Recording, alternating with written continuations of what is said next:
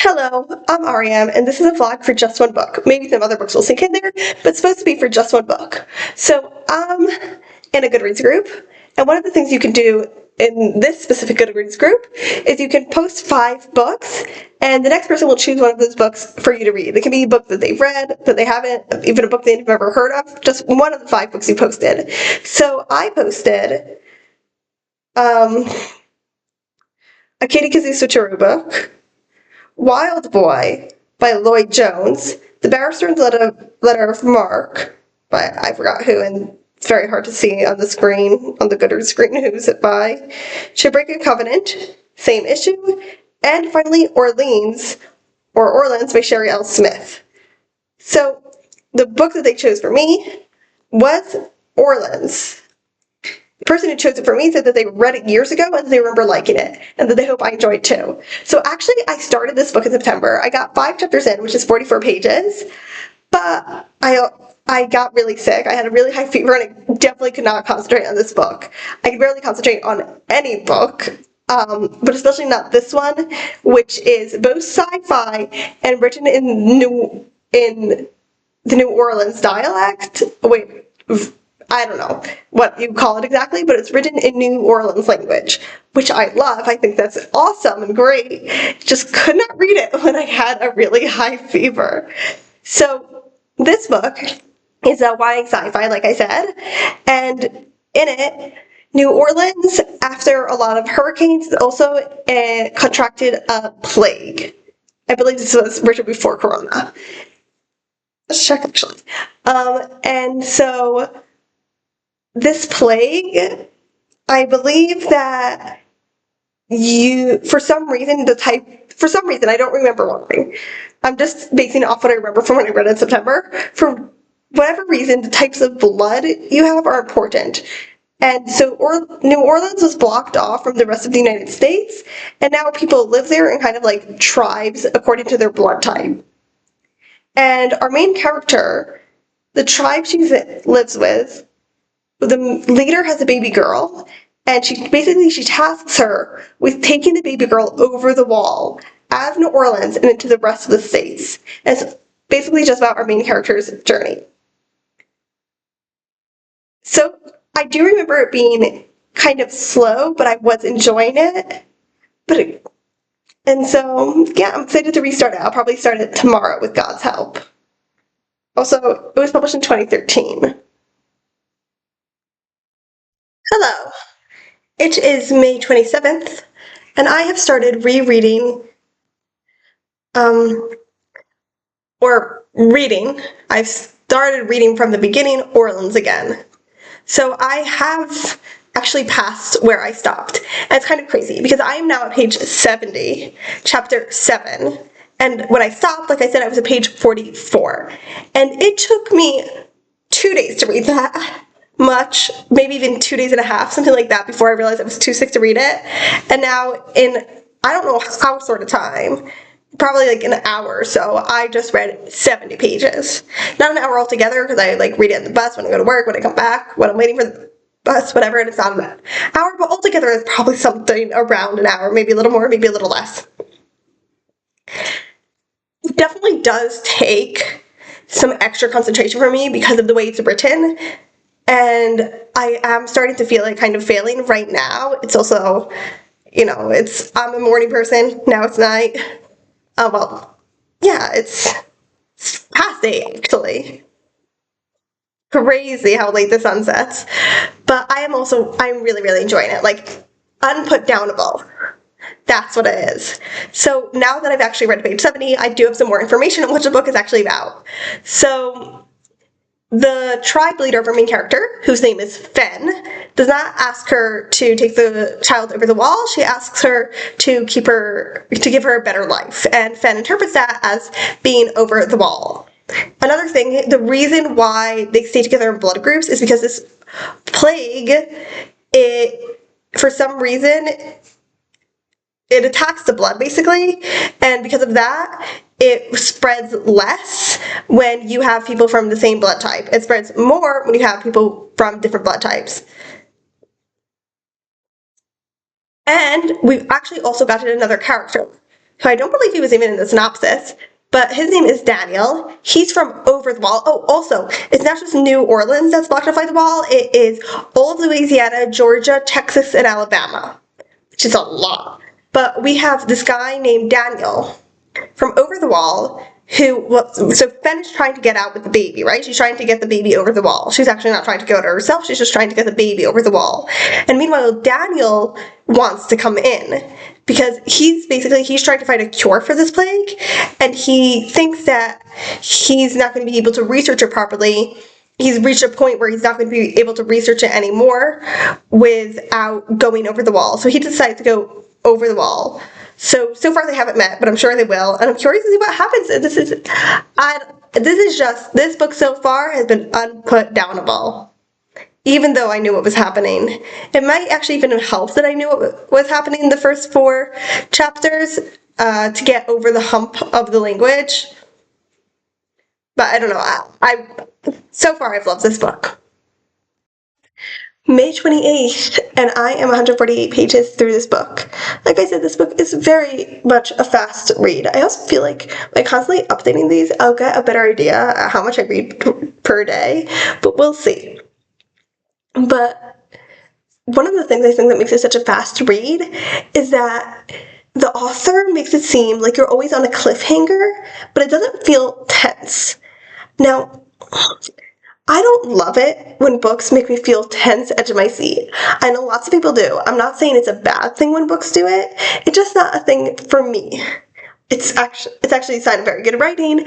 I just don't enjoy being tense. I kind of read books sometimes in order not to be tense. So I really, really like this. This is author. Whenever I stop, I feel like I'm on a cliff. Nearly every time I stop. Okay, not whenever, but nearly every time I stop, I feel like I'm on a cliffhanger. What is going to happen next? How are we going to get free of this bad situation? But I don't feel tense. So I think that's awesome. And finally, our 2 main characters, Fen and Daniel, have met. And they are, as you would expect from everything about them, they're not getting along, but they are working together. And I'm really excited to see where it goes. So I really wanted to play Flight Rising, but the internet isn't working, so I guess I will update you on Orleans. It is May 30th, and I am at page 226, so I'm like 102 pages from the end. And I'm still really enjoying it. I'm still really on the edge of my seat. I'm a bit tired today, so I'm not as much on the edge of my seat, but I am enjoying it. But I'm also kind of wondering where it will go, because, like, it's not a series. Also, what is happening here? I don't know. But it's happening here. But it's not a series. Okay. So far, we've had our 2 characters, right? Fen, I can see how her story will end in the next 102 pages. I can see where it will go, I can see where it will end. Not that I actually know exactly how it will end, but I have a pretty good idea of all the directions it could go and it could end.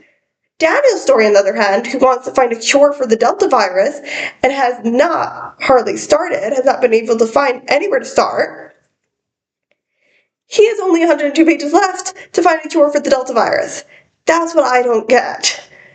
So it is Daniel's part that I've stopped at, too, because I'm like, where do we go from here with Daniel?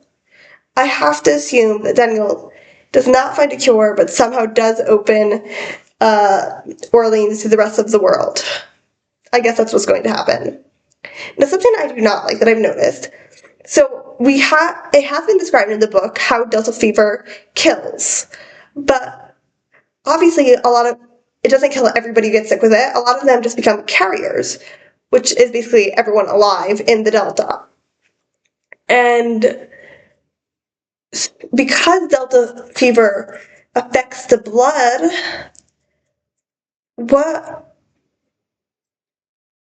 how it affects the carrier is different according to blood type.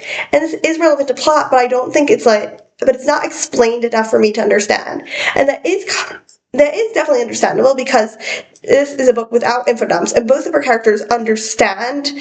They know how Delta fever affects different blood types, but so they just kind of understand it. However, I, the reader, don't understand it, and that's something that needs to be fixed.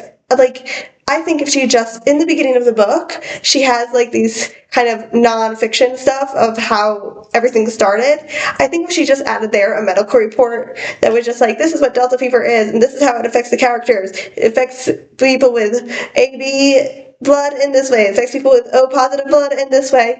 It would have been great. So that's my only complaint so far. Again, I'm really, really liking this book. Okay, so I forgot to mention when I started this book. It was on June 1st. It is now June 4th. And I did read like maybe 41 minutes more on June 1st, but the majority of my reading that I did today.